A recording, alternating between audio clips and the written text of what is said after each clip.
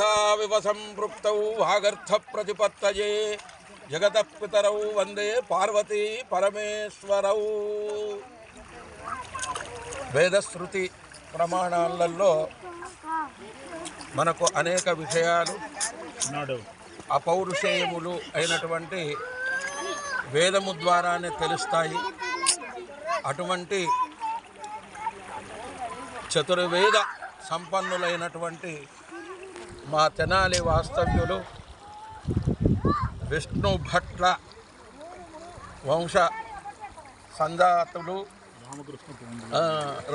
విష్ణు భట్ల రామకృష్ణ పౌండరీక వాజపేయాది అనేక క్రతు కర్మాదులు అనుష్ఠించిన వారు ఈరోజు మా ధర్మపురికి వచ్చి ఈ విధమైనటువంటి సౌభాగ్యాన్ని మాకు కలిగింపజేయటం ధర్మపురి వాసుల యొక్క నిజంగా చాలా దుగ్ధ శర్కర యోగంలాగా మేమందరం కూడా చాలా వారి ఆశీస్సులను గ్రహిస్తూ సదా సర్వదా వారికి కూడా మా ధర్మపురి క్షేత్ర అధిపతి అయినటువంటి స్వామివారు నరసింహస్వామివారు వారికి వారి కుటుంబాలకు కూడా సదా సర్వదా హరిహర సేవా తత్పరులయ్యి లోకసేవ పరాయణులయ్యి ధర్మసేవా పరాయణులయ్యి వారు ఉన్నతోన్నతిగా అభివృద్ధి చెందాలని కోరుతూ లక్ష్మీ నరసింహస్వామి కృపా కటాక్ష